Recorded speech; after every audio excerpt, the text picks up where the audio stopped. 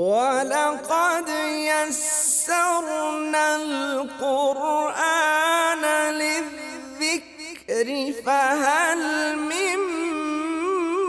مُّدَّكِرٍ۔ السلام علیکم ورحمۃ اللہ وبرکاتہ۔ الحمدللہ وکفا وسلام علی عبادہ الذین اصطفیٰ۔ اشہد ان لا الہ الا اللہ وحدہ لا شریک لہ واشہد ان محمدا عبدہ ورسولہ صلی اللہ علیہ وآلہ وسلم۔ اللہم صلی علی محمد وعلی آل محمد کما صلیت علی ابراہیم وعلی آل ابراہیم انک حمید مجید۔ اللہم بارک علی محمد وعلی آل محمد کما بارکت علی ابراہیم وعلی آل ابراہیم انک حمید مجید۔ اما بعد فاعوذ باللہ السمیع العلیم من الشیطان الرجیم من حمزہ ونفخہ ونفثہ۔ بسم اللہ الرحمن الرحیم۔ یا ایھا الذین آمنوا اذا جاءکم المؤمنات مہاجرات فامتحنوہن اللہ اعلم بإیمانہن فإن علمتموہن مؤمنات فلا ترجعوہن إلی الکفار لا ہن حل لہم ولا ہم یحلون لہن وآتوہم ما انفقوا ولا جناح علیکم ان تنکحوہن اذا آتیتموہن اجورہن ولا تمسکوا بعصم الکوافر واسألوا ما انفقتم ولیسألوا ما انفقوا ذالکم حکم اللہ یحکم بینکم واللہ علیم حکیم۔ اے ایمان والو، جب تمہارے پاس مومن خواتین آئیں ہجرت کرنے والیاں بن کر، پس تم ان کا امتحان لے لیا کرو، ان کی جانچ پڑتال کر لیا کرو، اور اللہ زیادہ بہتر جانتا ہے ان کے ایمان کے بارے میں۔ پس اگر تم یہ جان لو کہ وہ واقعتاً مومن عورتیں ہیں، پھر ان کو کافروں کی طرف واپس نہ کرو، اس لیے کہ یہ خواتین جو ہیں ان کافروں کے لیے حلال نہیں ہیں، اور نہ ہی وہ کافر ان خواتین کے لیے حلال ہیں، اور ان کو جو ان کے کافر شوہر ہیں ان کو ان کا اخراجات دے دیں جو انہوں نے خرچ کیے ہوں۔ ولا جناح علیکم ان تنکحوہن اذا آتیتموہن اجورہن، اور تمہارے اوپر کوئی گناہ نہیں ہے کہ تم ان خواتین سے نکاح کر لو جب تم ان کے مہر ادا کر چکو،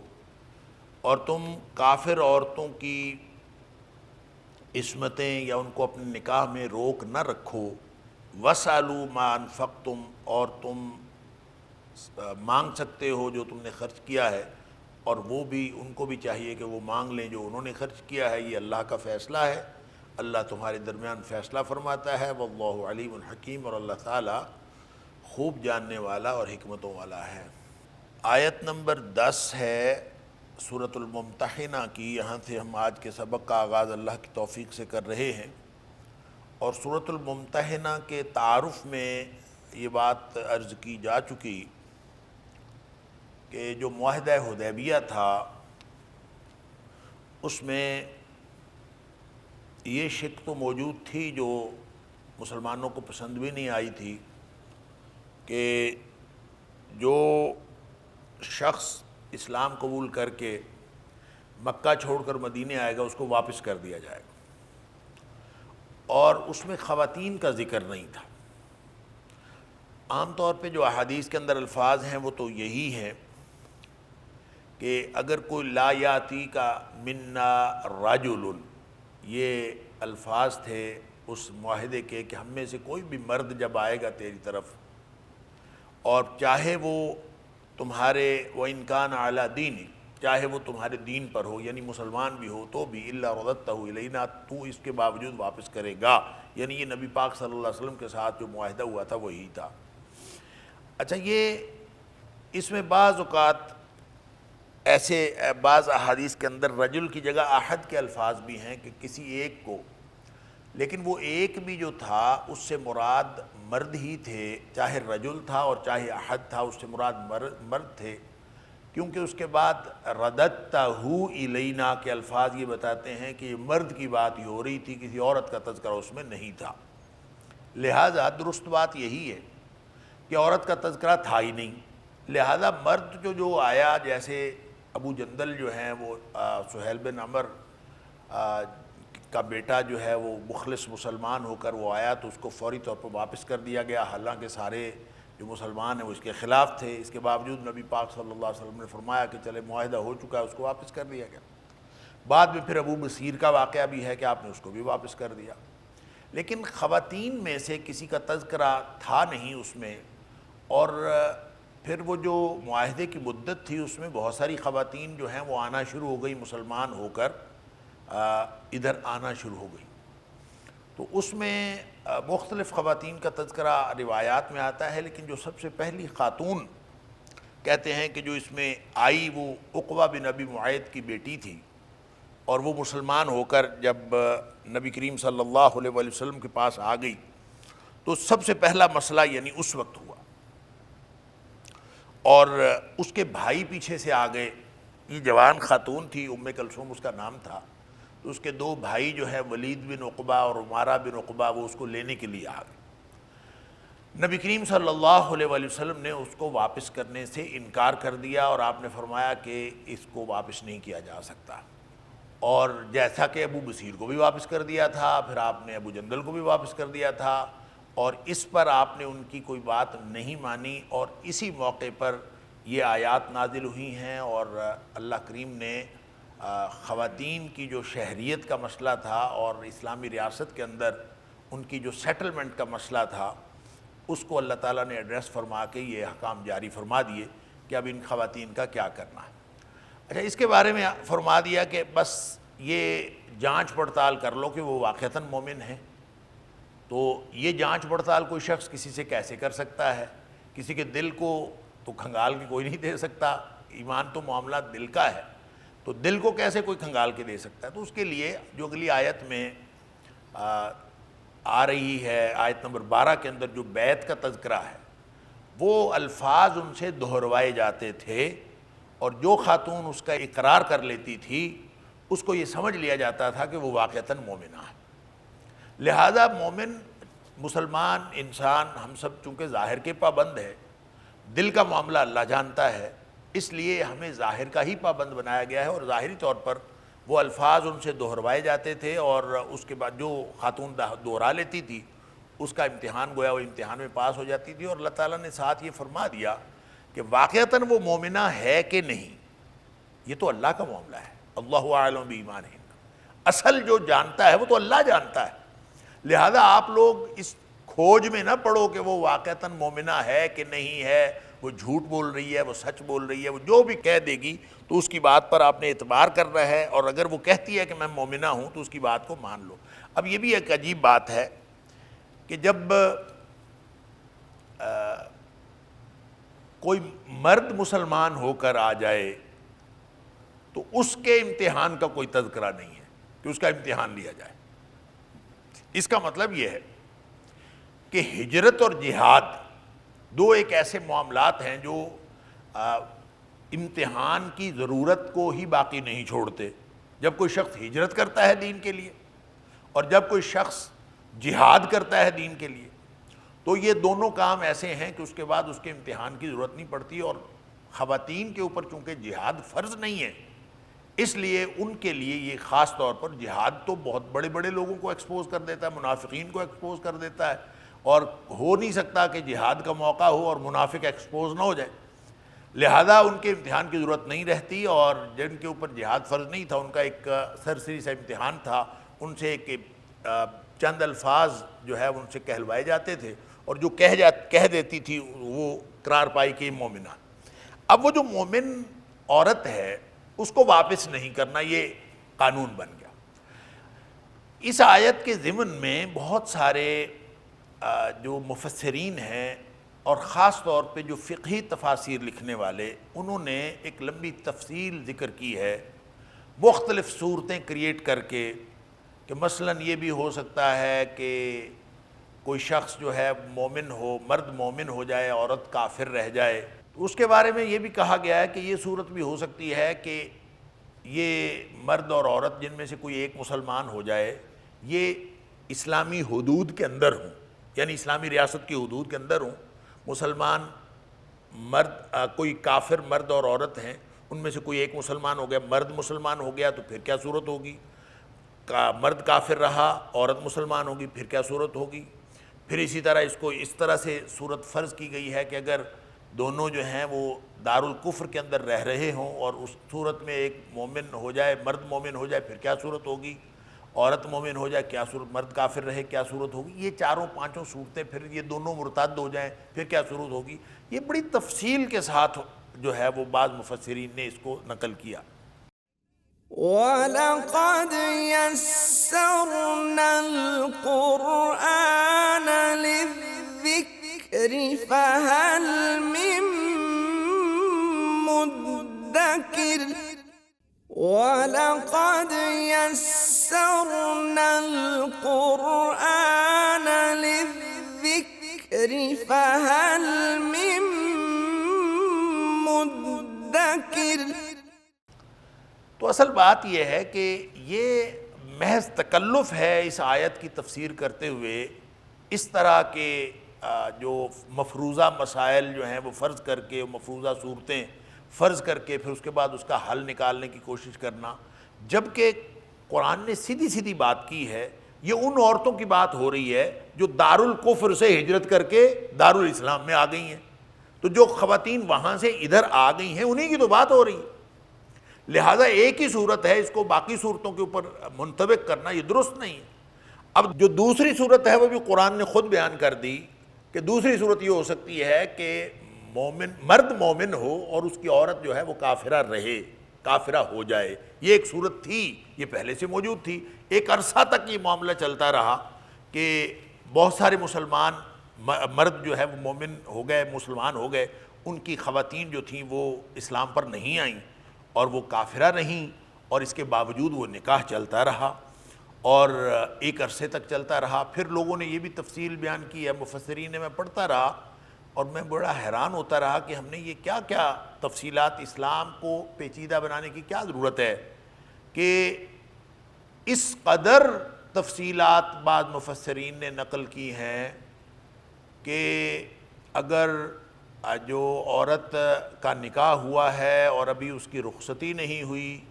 تو پھر اگر وہ اسلام قبول کر لیتی ہے تو نکاح فوراً ٹوٹ جائے گا، اور اگر اس کی رخصتی ہو چکی ہے تو پھر نکاح جو ہے اس کے لیے 3 مہینے یا 3 پیریڈز کا انتظار کرنا پڑے گا، تب تک نکاح باقی رہے گا۔ اور اس کے اوپر ائمہ کی آراء بھی نقل کی ہیں کہ اگر یہ صورت ہو تو یہ ہوگا، اور یہ صورت ہو تو یہ ہوگا، اور یہ صورت ہو تو یہ ہوگا۔ حالانکہ اگر ہم نبی پاک صلی اللہ علیہ وآلہ وسلم کی سنت تک اور قرآن کے جو مفاہیم ہیں آیات کی اس تک محدود رہیں تو نبی پاک صلی اللہ علیہ وسلم کی سیرت میں یہ ساری باتیں کلیئر ہو گئیں۔ امر واقعہ جو کچھ تھا اس کے بارے میں اگر آپ وہاں سے رہنمائی لیتے ہیں تو وہ سارے ہمیں رہنمائی مل جاتی ہے کہ مثال کے طور پر اگر کوئی عورت مسلمان ہو جائے تو اس کا نکاح فوراً ختم ہو جاتا ہے کہ نہیں، فوراً ختم ہوتا ہے کہ 3 مہینے بعد ختم ہوتا ہے، یہ بحث تو ساری ویسے ہی ختم ہو گئی کہ جب نبی پاک صلی اللہ علیہ وسلم کی حیات طیبہ میں ہمیں ایسے واقعات مل گئے کہ خواتین جو ہیں وہ باوجود اس بات کے کہ ان کے شوہر کافر تھے اور نبی کریم صلی اللہ علیہ وآلہ وسلم کی خواتین کو واپس بھی نہیں کیا، اور اگر کوئی خاتون ادھر نکاح نہ کرنا چاہے کسی مسلمان مرد کے ساتھ اور اپنے کافر مرد کا انتظار کرنا چاہے کہ وہ کبھی مسلمان ہو جائے تو وہ مہینوں بھی انتظار کر سکتی ہے، وہ سالوں بھی انتظار کر سکتی ہے، حتیٰ کہ نبی پاک صلی اللہ علیہ وسلم نے حدیث میں آتا ہے، ترمذی شریف کی حدیث ہے کہ نبی پاک صلی اللہ علیہ وسلم نے اپنی صاحبزادی جو زینب تھی رضی اللہ تعالی عنہا، ان کے جو شوہر تھے ابو العاص وہ مسلمان نہیں ہوئے تو وہ یہ 6 سال تک یہ بیٹھی رہیں اور انہوں نے نہ نکاح کیا اور نہ ہی انہوں نے اس کو چھوڑا، اور 6 سال بعد ابو العاص مسلمان ہو کر وہ یہاں آئے۔ جب وہ مسلمان ہو کے آئے تو نبی کریم صلی اللہ علیہ وسلم نے، ترمذی شریف کی صحیح حدیث ہے کہ نبی کریم صلی اللہ علیہ وآلہ وسلم نے اسی نکاح پر ان کو واپس کر دیا، نیا نکاح نہیں، وَلَمْ يُحْدِث، نیا نکاح نہیں پڑھایا۔ جب نیا نکاح کی ضرورت ہی نہیں ہے، پچھلا نکاح موجود ہے، تو اس کا مطلب یہ ہے کہ نہ نکاح فوری طور پر ختم ہوتا ہے، نہ 3 مہینے بعد ختم ہوتا ہے، وہ نکاح موجود رہتا ہے۔ اگر کسی عورت کے کوئی عورت مسلمان ہو کے آ گئی ہے تو اس کے پاس اختیار ہے، وہ اس کو چاہے تو وہ انتظار کر لے، اور اگر وہ نہیں چاہتی انتظار کرے تو نکاح ختم ہو چکا ہے۔ صرف یہ کہ اسلام نے اتنا خیال رکھا ہے کہ جن شوہروں کی یہ بیویاں تھیں ان کے مہر جو ہیں، اگر ان کے ساتھ معاہدہ ہو، اگر کوئی معاہد قوم کے ہیں، اگر تو کوئی ایسی قوم ہے جو دشمن قوم ہے اور اس سے کوئی شخص کوئی خاتون مسلمان ہو کے آ گئی ہے تو اس کے لیے تو کچھ دینا لینا نہیں ہے۔ البتہ اگر کوئی معاہد قوم سے ہو، یعنی کافروں میں سے ہیں لیکن انہوں نے مسلمانوں کے ساتھ معاہدہ کیا ہوا ہے، صلح کا معاملہ ہے، لہذا جن شوہروں کی یہ بیویاں ہیں ان کو ان کے مہر ادا کر دیے جائیں، اور تاکہ وہ کوئی شخص جو ہے اپنا کلیم ان کے اوپر باقی نہ رکھے، اور ان کو واپس ان کو مہر ادا کر کے۔ اب اس کا مطلب یہ نہیں ہے کہ ان کو مہر ادا کر دیا تو اب اس کو کوئی شخص جو ہے وہ جیسے مرضی نکاح کر لے گا۔ یہ اگر کوئی نکاح کرنا چاہے گا تو وہ الگ مہر دینا پڑے گا، ان کا مہر الگ ہے اور ان کا مہر الگ ہے۔ یہ سارے مسائل قرآن نے بھی واضح کر دی اور نبی پاک صلی اللہ علیہ وسلم کی احادیث نے بھی واضح کر دیے، لہذا ایسی کسی تفصیل کی میں صرف یہ عرض کر رہا تھا کہ ایسی مفروضہ صورتیں قائم کر کے کہ یہ صورت ہو تو یہ پھر کیا ہوگا اور یہ صورت ہو تو پھر کیا ہوگا، یہ تھوڑا سا ایک کسی بھی عام مسئلے کو اور عام فہم مسئلے کو پیچیدہ بنانے کی ایک کوشش لگتی ہے، واللہ اعلم۔ تو یا ایھا الذین آمنوا اذا جاءکم المؤمنات، اے ایمان والو جب تمہارے پاس مومن خواتین آ جائیں مہاجرات ہجرت کر کے، فامتحنوہن تو ان کا امتحان لے لیا کریں۔ امتحان کیسے لینا ہے یہ بات پہلے عرض کی جا چکی کہ آیت نمبر 12 میں آگے ہم پڑھیں گے۔ جو بیعت کے الفاظ تھے وہ دہروائے جاتے تھے، جو خاتون دہرا لیتی تھی اس کا مطلب تھا کہ یہ مومنہ ہے، بہت زیادہ کھوج میں نہیں پڑا جاتا تھا کہ آدمی دیکھے کہ اس کے دل میں واقعتاً ایمان ہے کہ نہیں، وہ اپنے قول میں سچی ہے کہ نہیں۔ اللہ اعلم بایمانہن، ان کے اصل ایمان کو اصل جو جاننے والا ہے وہ تو اللہ تعالیٰ کی ذات ہے، لہذا اللہ جانتا ہے، بات ختم۔ آپ صرف یہ دیکھیں ظاہری طور پر اگر آپ کو معلوم ہو جائے فَإِنْ عَلِمْتُمُوهُنَّ مُؤْمِنَاتٍ، اگر آپ کو ان سے گفت و شنید کرنے کے بعد اور بیعت کرنے کے بعد یا بیعت کے الفاظ دہروانے کے بعد پتہ چل جائے کہ وہ واقعتاً مومنہ ہیں، فَلَا تَرْجِعُوهُنَّ إِلَى الْكُفَّارِ، اب ان کو کافروں کی طرف واپس نہیں لوٹانا۔ اس کا مطلب ہے جو مومنہ نہیں ہے، جو خاتون مکہ چھوڑ کر مدینہ آ جائے لیکن ہو وہ کفر پر، تو اس کے لیے یہ قانون نہیں ہے، اس کو واپس کیا جا سکتا ہے۔ اگر وہ مومنہ نہیں ہے تو اس کو واپس کیا جا سکتا ہے کہ جاؤ بھئی اپنے گھر جاؤ، تم یہاں کیا لینے آ گئی۔ اسلام جو ہے وہ کسی بھی فرد کو ان سیٹلڈ نہیں چھوڑتا، معاشرے کے اندر کسی کو بھی ان سیٹلڈ نہیں چھوڑتا۔ یعنی اگر تو معاشرے کے اندر غریب اور امیر لوگ موجود ہیں تو اس کے لیے زکوٰۃ کا عشر کا نظام ہے، تؤخذ من اغنیائہم فترد الی فقرائہم، تاکہ گردش دولت ہوتی رہے اور امیر سے غریب کی طرف جو ہے سرمایہ منتقل ہوتا رہے اور غریبوں کو جو ہے فائدہ ہوتا رہے، ان کی کفالت کا انتظام ہوتا رہے۔ رہ گئے وہ جو باہر سے آئے ہیں تو ان کے انتظامات بھی فرما دیے، جو شروع میں آئے تھے ان کے لیے ایک مواخات کا نظام بنا دیا، اور پھر جو خواتین آئیں ان کی سیٹلمنٹ کا بھی، حتیٰ کہ جو لونڈی اور غلام جنگوں کے اندر جن کا امکان ہو سکتا ہے کہ آئندہ بھی کبھی کوئی جنگ ہو اور کوئی کافروں کے خواتین اور مرد جو قیدی ہو کر آ جائیں اور وہ کافر ہی رہیں، مسلمان نہ ہوں اور وہ مسلمانوں کی قید میں ہوں، تو ان کو بھی نہ تو ہمیشہ کے لیے قید میں رکھا جا سکتا ہے، یہ بھی ناجائز ہے،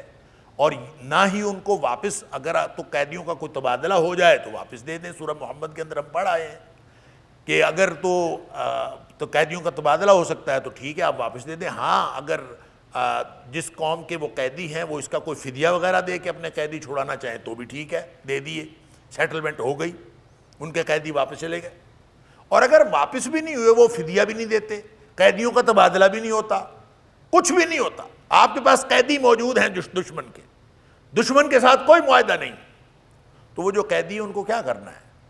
آخر وہ انسان ہے، وہ ساری زندگی کے لیے جیل میں تو نہیں پڑے رہیں گے نا۔ لہٰذا ان کی سیٹلمنٹ کے لیے اسلام نے لونڈی اور غلام کے حکم کو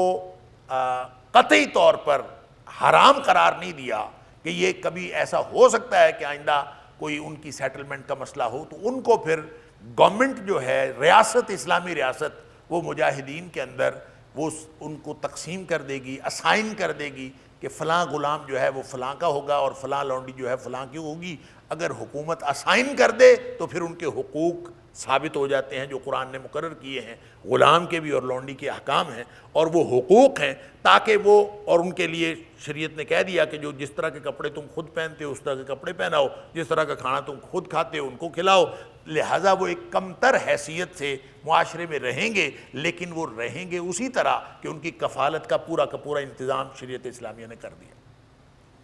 لہذا اب یہ غلام لونڈی کا معاملہ تو الگ سے کلیئر ہے، اور اسی طرح اگر کوئی غلام لونڈی بھی مسلمان ہو کے آ جاتا تو ویسے کسی کا غلام ہے، کسی کی لونڈی ہے، اور وہ مسلمان ہو کے اسلامی ریاست میں آ جاتا ہے تو وہ ویسے ہی آزاد ہو جاتا، اسلام اس کو آزاد کر دیتا، لہذا اس کی حیثیت ایک عام شہری کی ہوگی۔ اور اگر وہ عورت ہے تو پھر عورت کے ساتھ یہی معاملہ ہوگا، مسلمان ہے کہ نہیں اس کا آپ نے امتحان لینا ہے، امتحان لینے کے بعد فلا ترجعوہن الی الکفار، پھر ان کو کافروں کی طرف واپس نہیں لوٹانا۔ لا ہن حل لہم ولا ہم یحلون لہن، نہ یہ خواتین کافروں کے لیے حلال ہیں کیونکہ اب مسلمان ہو گئی ہیں، اور نہ ہی کافر ان کے لیے حلال ہے۔ بعض مفسرین نے یہاں پہ ایک جملہ لکھا ہے، میں بڑا حیران ہو رہا تھا پڑھتے ہوئے، کہ درمیان میں کفر کی دیوار آ جاتی ہے اور اب کسی کا تعلق نہیں رہا۔ اب قرآن نے تو کہا لا ہن حل لہم ولا یحلون لہن، نہ یہ عورتیں کافروں کے لیے حلال ہیں، کافر مردوں کے لیے، نہ کافر مرد ان عورتوں کے لیے حلال ہیں، قرآن نے تو یہ کہا۔ تو بعض مفسرین نے بڑا دلچسپ جملہ لکھا ہے یہاں پہ، وہ کہتے ہیں کہ نہ مسلمانوں کی عورتیں کافروں کے لیے حلال ہیں، نہ کافروں کی عورتیں مسلمانوں کے لیے حلال ہیں۔ میں سوچ رہا تھا کہ یہ دیکھیں قرآن نے تو یہ نہیں کہا، قرآن نے تو کہا لا ہن حل لہم ولا یحلون لہن، نہ یہ عورتیں کافر مردوں کے لیے ان کے لیے حلال ہیں اور نہ کافر مرد ان عورتوں کے لیے حلال ہیں۔ یہاں کافر عورتوں کا اور مسلم مردوں کا تو تذکرہ ہی نہیں ہے، لیکن بعض نے ترنگ میں آ کے پتہ نہیں یہ بات لکھ دی، اور آپ یہ اندازہ کریں یہ بات تو ویسے ہی درست نہیں ہے، اس لیے کہ اگر کافرہ کتابیہ ہے، یعنی وہ یہودی یا عیسائی مذہب سے تعلق رکھتی کافرہ ہے، تو وہ تو مسلمانوں کے لیے ویسے ہی حلال ہے، لہذا اس صورت میں کفر کی دیوار درمیان میں ہو بھی تو بھلے وہ یہودیہ ہو بھلے وہ عیسائیہ ہو، اس کے ساتھ تو نکاح ویسے جائز ہے۔ لہذا یہ اس طرح کے جملے لکھتے وقت مفسرین نے مجھے نہیں سمجھ آئی کہ کس یعنی ذہنی کیفیت میں یہ جملے لکھے گئے ہیں، یا اس کا تعلق شریعت اسلامیہ کے ساتھ کیا ہے، یا اس کو سوچا نہیں گیا، یا اس جملے کا مطلب یہ سمجھ لیا گیا ہے لا ہن حل لہم ولا ہم یحلون لہن، کہ یہ عورتیں ان کافروں کے لیے حلال نہیں ہیں اور وہ کافر مرد ان عورتوں کے لیے حلال نہیں ہے۔ بات تو ان کی ہو رہی تھی، مومن خواتین اور کافر مردوں کی بات ہو رہی تھی، بس نہ یہ ان کے لیے حلال ہے نہ یہ ان کے لیے۔ لیکن یہ بات کہاں سے آ گئی کہ کافر عورت جو ہے مسلمان مرد کے لیے حلال نہیں ہے؟ درمیان میں کفر کی دیوار آ گئی۔ کفر کی دیوار تو اسی اصول کے تحت آئے گی جس اصول کے تحت شریعت اسلامیہ نے پابندی لگائی ہے۔ لہذا اگر کوئی کتابیہ عورت ہو، اس کا نکاح، وہ تو سورہ مائدہ کے اندر ہم پڑھ آئے ہیں اور بڑی تفصیل سے اس کا جائزہ بھی لے لیا تھا، قرآن کا حکم ہے کہ ان کی جو پاک باز عورتیں ہیں وہ تمہارے لیے حلال ہیں۔ وَلَقَدْ يَسَّرْنَا الْقُرْآنَ لِلذِّكْرِ فَهَلْ مِن مُّدَّكِرٍ وَلَقَدْ يَسَّرْنَا الْقُرْآنَ لِلذِّكْرِ فَهَلْ مِن مُّدَّكِرٍ۔ پاکیزگی کی شرط جو ہے وہ مسلمان ہو تو بھی پاکیزگی کی شرط ہے، اور وہ یہودیہ ہو وہ عیسائیہ ہو، وہ پاکیزہ عورت ہے تو اس کے ساتھ نکاح ہو سکتا ہے۔ اس کی کیا حکمت ہے، کیا وزڈم ہے، کیا اس کے احکام ہے، یہ ہم نے وہاں ڈسکس کر لیے تھے سورۃ المائدہ کے اندر۔ لہٰذا یہ ایشو نہیں ہے، کافر عورت اور مسلمان مرد کا ایشو یہاں ہے ہی نہیں، یہاں پہ ایشو ہے صرف اور صرف مسلمان عورت اور کافر مرد کا صرف اس کا ذکر ہے، اور مسلمان مرد اور کافر عورت کا ذکر نہیں ہے۔ یہ وہ عورتیں ہیں جو کافروں سے مسلمان ہو کر ادھر آ گئی مدینہ منورہ میں، ان کا کیا کرنا۔ اور اس پہ لیے اسپیسیفک ایگزامپل ہے کہ ایسی خواتین آئیں جیسے ام کلثوم آئی، عقبہ بن ابی معیط کی بیٹی، اور اس کے بھائی آئے ان کو لینے کے لیے، نبی پاک صلی اللہ علیہ وسلم واپس نہیں کیا، آپ نے فرمایا یہ اس کا امتحان لیا، اس سے پوچھا مومنہ ہو؟ وہ کہتی مومنہ، ہم مسلمان نہیں جانا، واپس نہیں بھیجنا، فلا ترجعوہن الی الکفار، اس لیے کہ ان کا آپس میں اب کوئی رشتہ نہیں۔ البتہ وآتوہم ما انفقوا، اگر تو کوئی ایسے کافر ہیں، ایسی قوم کے کفار کی وہ عورت ہے جن کے ساتھ آپ کا معاہدہ ہے، تو جس مرد کی یہ بیوی تھی اس کو اس کا مہر ادا کر، بھئی تمہاری بیوی چلے گی، ہمارے پاس آ گئی ہے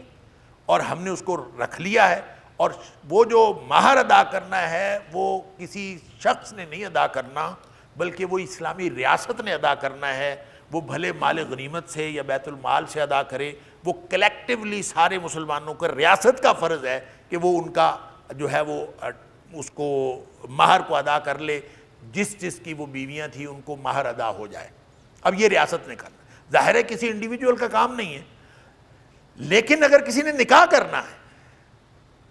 تو اس کا پھر انڈیویجول کا ذاتی مسئلہ ہے، اس کے لیے اس کو الگ مہر دینا پڑے گا۔ اس لیے فرمایا کہ وَلَا جُنَاحَ عَلَيْكُمْ أَن تَنكِحُوهُنَّ إِذَا آتَيْتُمُوهُنَّ أُجُورَهُنَّ، تمہارے اوپر کوئی گناہ نہیں ہے، أَن تَنكِحُوهُنَّ کہ تم ان میں سے کسی سے نکاح کر لو، إِذَا آتَيْتُمُوهُنَّ أُجُورَهُنَّ جب تم ان کے مہر ان کو ادا کر چکو۔ تو گویا اب وہ جو یہ نہیں کہنا کہ مہر چونکہ اس کے پچھلے شوہر کو ادا ہو چکا ہے لہذا اب اس کو مہر ادا کرنے کی ضرورت نہیں، اس نئے نکاح کے لیے نیا مہر جو ہے وہ ادا کرنا پڑے گا۔ وَلَا تُمْسِكُوا بِعِصَمِ الْكَوَافِرِ، یہ جو عصم ہے یہ عصمت کی جمع ہے۔ عصمت جو ہے وہ عام طور پہ شرمگاہ کے تحفظ کے لیے گنا جاتا ہے، حرمت کہہ لیں، اور یہاں نکاح کے معنوں میں ہے، عصمت نکاح کے معنوں میں ہے کہ وَلَا تُمْسِكُوا بِعِصَمِ الْكَوَافِرِ، کوافر جو ہے یہ کافرہ کی جمع ہے۔ تو جو کافر یعنی کافر عورتیں ہیں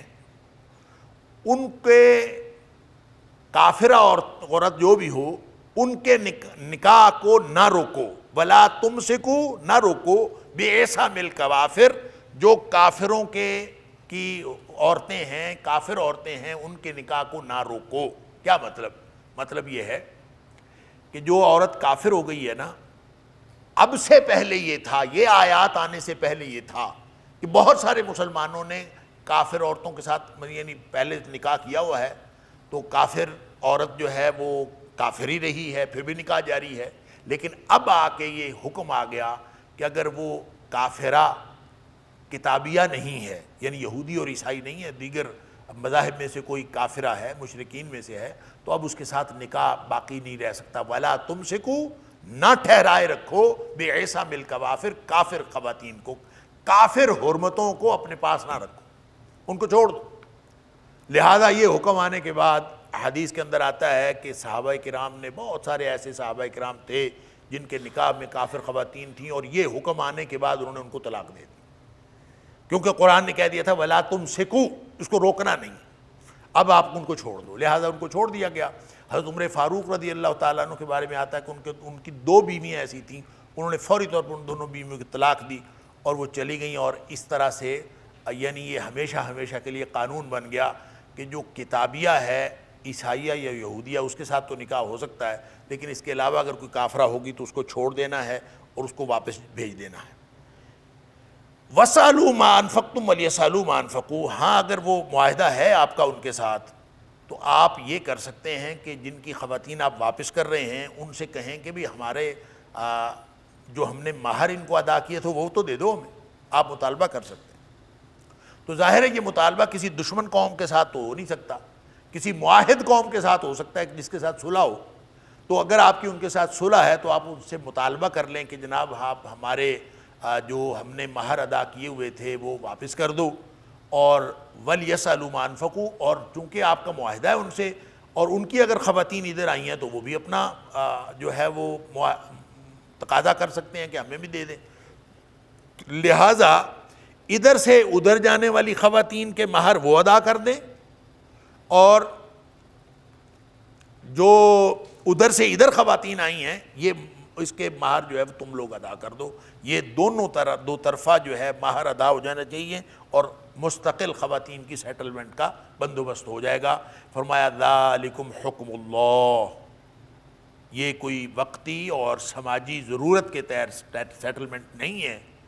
ذالکم حکم اللہ، یہ اللہ کا حکم ہے، یہ اللہ کا فیصلہ، آئندہ اس طرح ہوا کرے۔ یحکم بینکم، اور یہ وہ فیصلہ ہے جو اللہ تعالیٰ تمہارے درمیان فیصلہ کرتا ہے۔ واللہ علیم حکیم، اور اللہ تعالیٰ زیادہ جانتا ہے، وہی حکمتوں والا ہے۔ اگر کوئی بات تمہارے سمجھ میں آ جائے تو ٹھیک ہے، نہ آئے تو بھی تمہیں یہ پتہ ہونا چاہیے کہ اللہ جو ہے وہ علیم حکیم ہے، اور کن حکمتوں کی وجہ سے اس نے یہ سارے قوانین بنائے ہیں ان کو وہی جانتا ہے۔ وَإِن فَاتَكُمْ شَيْءٌ مِّنْ أَزْوَاجِكُمْ، اور اگر چلی جائیں، فاتکم کو یہ سمجھیں کہ مفقود ہو جائیں، کم ہو جائیں، فاتکم تم سے چلی جائیں، شیء من ازواجکم کوئی تمہاری بیویوں میں سے کوئی چلی جائے، الی الکفار کافروں کی طرف۔ اب پہلے تو یہ تھا نا کہ کوئی کافرہ عورت ہے اور وہ آپ کے نکاح میں ہے، اس کو چھوڑ دو، اس کو اپنے نکاح میں نہ رکھو، کافرہ عورتوں کو اپنے نکاح میں نہ رکھو، پہلے تو یہ حکم تھا۔ اب یہ آیا ہے کہ اگر کوئی عورت یہاں سے مرتد ہو کر کافر بن کر وہ ادھر چلی جاتی ہے، وَإِن فَاتَكُمْ شَيْءٌ مِّنْ أَزْوَاجِكُمْ إِلَى الْكُفَّارِ، کافروں کی طرف تمہاری کوئی عورت چلی گئی، فَعَاقَبْتُمْ، تو پس تم بدلہ لو۔ یہ جو فَعَاقَبْتُمْ ہے، یہ ایک پہلے پوری آیت کا ترجمہ سمجھ لیجئے، پھر میں فَعَاقَبْتُمْ کی بات کرتا ہوں۔ پھر اس کا معنی بدلہ لو بھی ہو سکتا ہے، فَعَاقَبْتُمْ پھر تب جب تمہاری باری آئے، یہ بھی اس کا ترجمہ ہو سکتا ہے، فَعَاقَبْتُمْ